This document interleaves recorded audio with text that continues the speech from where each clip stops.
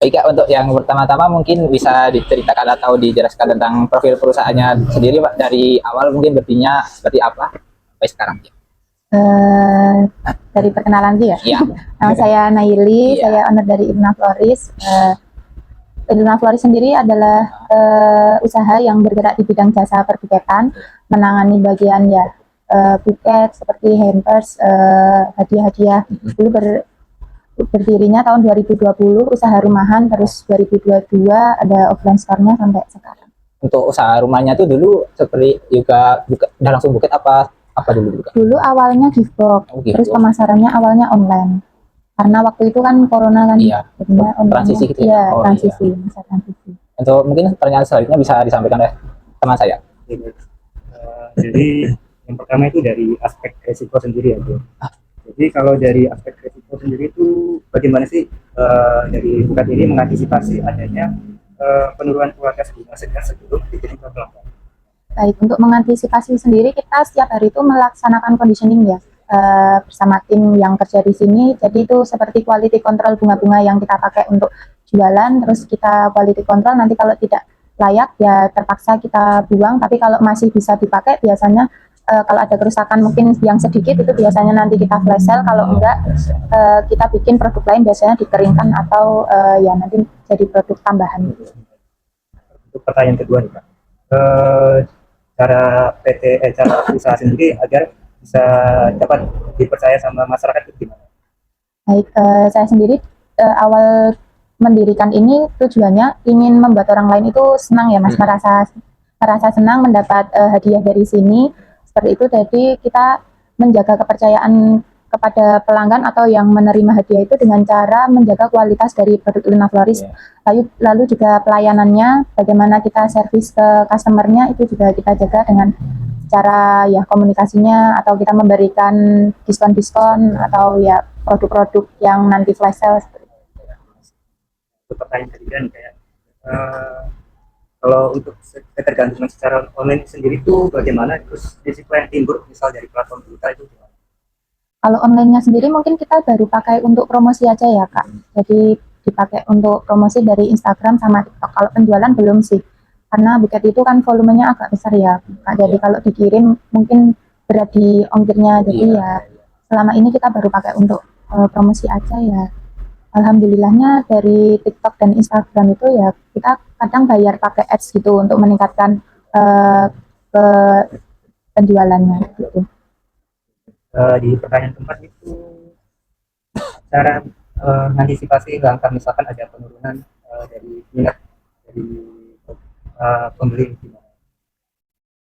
Karena buket ini kan mungkin dilihatnya musiman ya, jadi nggak produk yang setiap hari dibeli, nggak kebutuhan sehari-hari gitu. Ya pasti selalu ada penurunan, ada peningkatan gitu. Nah, kita biasanya kalau lagi nggak musim-musim kayak wisuda atau Valentine atau Hari Guru itu kita mungkin bikin produk baru, terus kita bikin promosi. Kalau enggak kita bikin workshop, latihan-latihan bunga itu untuk menambah ya kegiatan di sini sama menambah skill-skill tim yang kerja di sini gitu. Terus kalau enggak ya mungkin kita bikin ya produk baru sih biasanya yang untuk meningkatkan penjualan supaya customer juga tidak bosan gitu. Yang terakhir nih Pak, cara Kakak sendiri masih ini ada pasokan dari Floris itu tetap terjaga itu gimana? Kalau kita ada catatan bulanannya, misal stok-stok barangnya apa saja, yang habis apa saja. Kalau bunga, kita ada beberapa supplier. Jadi misal nanti dari supplier yang satunya nggak ada, berarti kita pindah ke supplier yang lain. Gak apa-apa. Baik Kak, untuk selanjutnya ini dari aspek keuangan. Untuk pertanyaan pertama itu sumber-sumber dana yang digunakan sebagai modal untuk menjalankan usaha Irna Floris sendiri ini diperoleh dari mana saja? Apakah modal sendiri atau dari pinjaman? Awalnya dari modal sendiri ya Kak, dari uang pribadi dulu pertama banget jualan, kalau mau dibilang ya pertama itu 500.000. Terus dari hasil jualan itu ya saya belikan barang-barang lagi supaya bisa nambah stok barang-barangnya, terus dijual lagi seperti itu. Tapi kalau pas sudah jadi toko offline-nya itu saya pinjam ke ibu saya untuk sewa kiosnya, karena saya baru punya modal untuk isiannya saja, tapi untuk sewa kiosnya saya belum punya, karena saat itu saya kepengennya bukanya di area Wates, karena saya sendiri kan di Galur. Melihat peluang pasarnya itu karena di kota, jadi saya sewa di daerah Wadas itu. Saya pinjam ke ibu saya, tapi ya terus dikembalikan karena namanya pinjam ya pasti dikembalikan walaupun ke orang tua sendiri seperti itu. Jadi kalau modalnya dari modal pribadi. Baik, untuk pertanyaan kedua Mas, apakah bisa dijabarkan Kak biaya-biaya yang dikeluarkan untuk menjalankan usaha Ilona Flores sendiri dari mulai pendiriannya sampai dapat dioperasikan? Mungkin dari mengurus izinnya atau biaya pemeliharaan aset-asetnya. Mulai dari awal buka offline ya 2022 itu dulu sewa kios itu ya sekitar 10 juta, terus kita rak-rak sama beli bunga-bunganya. Kalau bunga-bunganya itu bertahap, nggak terus langsung stok banyak gitu, misal dari 200 terus 500 tergantung musimnya juga, misal dari musim wisuda ya nanti bisa peningkatan gitu. Kalau fresh flower sendiri itu kita rolling setiap seminggu sekali belinya, dan itu pun juga tergantung permintaan. Kalau misalkan baru sedikit ya kita ordernya sedikit, kalau permintaannya berbanyak ya kita ordernya banyak, jadi ikut permintaan gitu Kak. Terus kalau selama operasionalnya mungkin ada listrik, terus wifi untuk sebagai penunjang pekerjaan, kayak kita kan di sini membalas chat customer juga pakai WhatsApp, jadi perlu internet ya. Itu terus pajak reklam yang ada di depan itu 1 tahun sekali. Mungkin dari itu aja sih Kak. Baik, untuk selanjutnya nih, setiap usaha itu kan ada pemasukan dan pengeluarannya sendiri ya Kak. Ilona Flores ini udah mencatat kayak laporan arus kasnya itu atau tidak? Kalau dulu tuh sempat sudah dicatat tapi secara manual. Tapi karena di sini itu kita belum ada yang bagian keuangannya ya Kak. Jadi saya sendiri pun sebagai yang punya itu masih berfokus di produksi. Karena kebanyakan di sini tuh yang dibutuhkan itu bagian produksi. Jadi kalau sekarang kita cuma pakai kasir, tapi itu cuma bagian pemasukan aja. Kalau pengeluaran belum dicatat gitu. Jadi malah sudah nggak ada pencatatannya lagi. Kalau pengeluarannya, arus kasnya jadi cuma pemasukan aja. Baik. Untuk selanjutnya ya Kak, apakah Ilona Flores ini melakukan perhitungan pada setiap aspek keuangannya? Kayak periode pengembalian modal ini untuk usaha Ilona Flores itu udah dihitung indeks-indeksnya belum? Mungkin dari profitnya, rasio-rasio gitu, pakai nggak? Belum sih Kak. Belum. Ya. Untuk selanjutnya, setiap laporan keuangan ini disusun perlu analisis ya Kak. Apakah dari Ilona ini udah menganalisis dari laporan keuangannya? Kalau analisis secara pribadi tidak, secara pencatatan yang betul sih ya pastinya sudah ya, karena mungkin setiap tahun kan harus kayak bayar sewa kios, terus harus nanti modal awal tahunnya berapa, seperti itu aja sih Kak. Tapi terus nggak terus dicatat secara rinci belum. Kalau secara rinci mungkin rincian awalnya cuman kayak mungkin awal tahun nanti bayar sewa kios, terus biaya untuk listriknya setahun berapa, biaya wifi-nya berapa gitu, terus gaji karyawannya setahun berapa gitu, biasanya akumulasikan nanti di akhir tahun. Tapi itu yang tahu ya baru saya pribadi aja, belum ada yang ngurusin bagian keuangan. Untuk pertanyaan selanjutnya itu mengenai aspek profitabilitas. Untuk pertanyaan pertama, sumber pendapatan utama di Ilona Flores itu apa saja? Misalnya kayak dari penjualan bunga, apa dekorasi, atau hampers. Untuk yang utama dari penjualan tiket, terus yang selanjutnya dari sewa seserahan, kayak buat wedding gitu seserahan, terus ada handicap juga. Terus yang ketiga mungkin dari workshop itu, tapi jarang sih Kak. Mungkin itu saja sih sumber pemasukannya dari itu aja.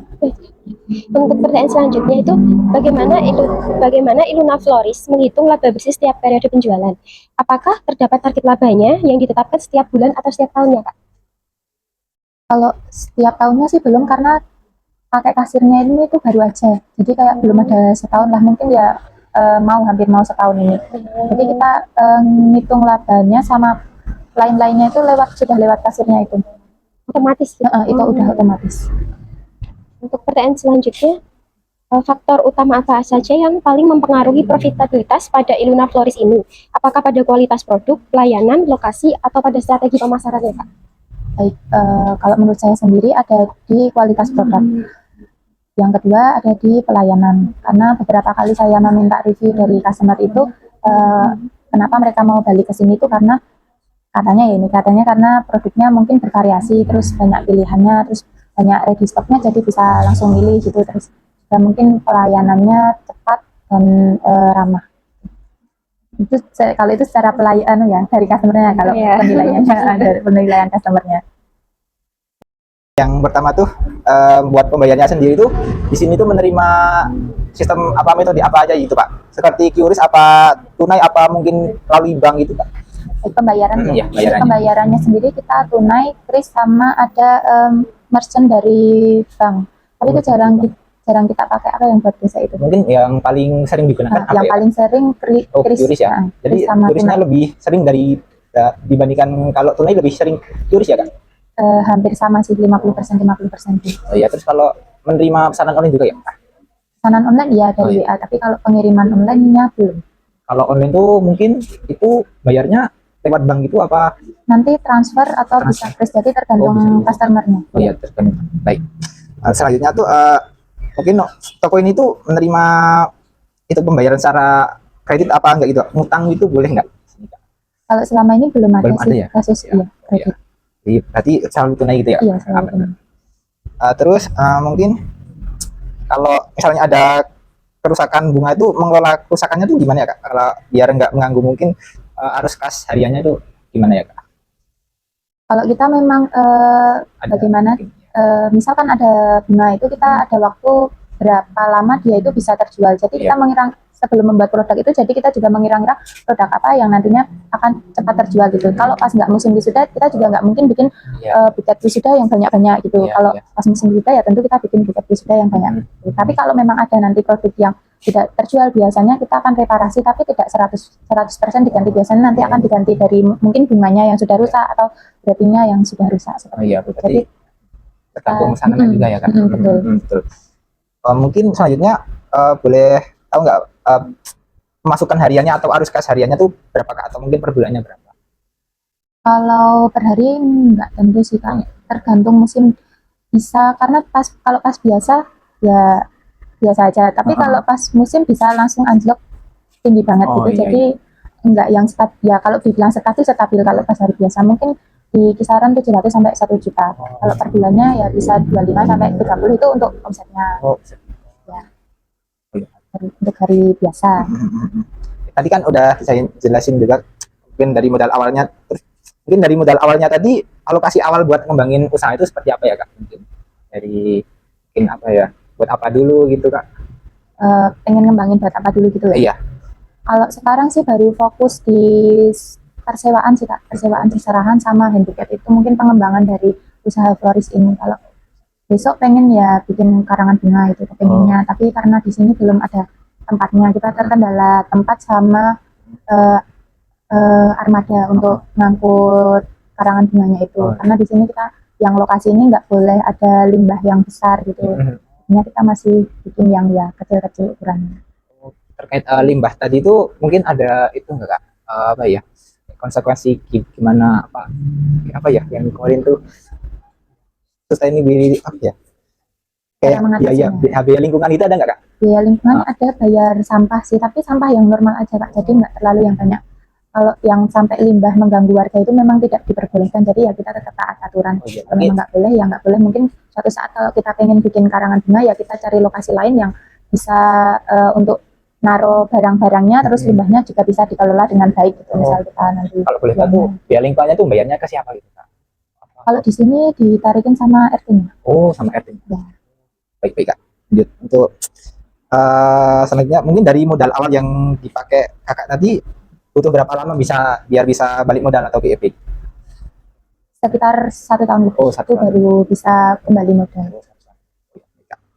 Ini dari Mbak Sri, Mbak Revi, ada orang. Mari Kak, silakan.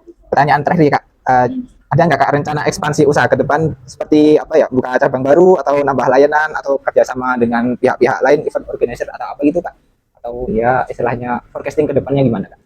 Kalau rencana pastinya ada. Orang kalau usaha pasti selalu pengen usahanya membesar atau jauh lebih baik gitu ya Kak. Tapi saya juga berpatok sama prinsip saya, kalau usaha ini memang manajemennya belum baik, saya belum akan buka cabang. Karena ya kita fokus di satu dulu lah, ibaratnya jangan serakah dulu terus pengen buka yang lain karena sudah tahu rame gitu. Tapi kalau saya pengennya manajemen di sini baik dulu, kalau sudah baik nanti baru mau buka cabang. Gitu. Ya stabil dulu biar nanti ya. Ada pertanyaan lagi nggak? Baik Kak, mungkin cukup sekian pertanyaan dari kami. Kalau dari kami ada kesalahan kata maupun perbuatan yang menyinggung perasaan kakak kami, mohon maaf. Kami ucapkan terima kasih karena sudah meluangkan waktunya untuk kami wawancarai untuk bahan penelitian kami. Semoga usaha ini terus sukses terus, lancar terus, dan terima kasih Kak atas waktunya. Sekian, selamat sore Kak. Baik, saya juga terima kasih sama Mas dan Mbaknya sudah meluangkan waktunya ke sini, sudah wawancara. Semoga hasil dari wawancara ini nanti bisa untuk hasil kuliahnya Ya. itu. Mohon maaf juga apabila jawabannya ada yang kurang jelas atau nanti kurang-kurang gitu. Ya. Nanti kalau ada yang kurang boleh ditanyakan lagi Iya, via WA iya, gitu Kak, ya, iya, karena Kak. mungkin waktunya agak terbatas, jadi saya juga jawabnya agak cepat-cepat. Ya, Kak.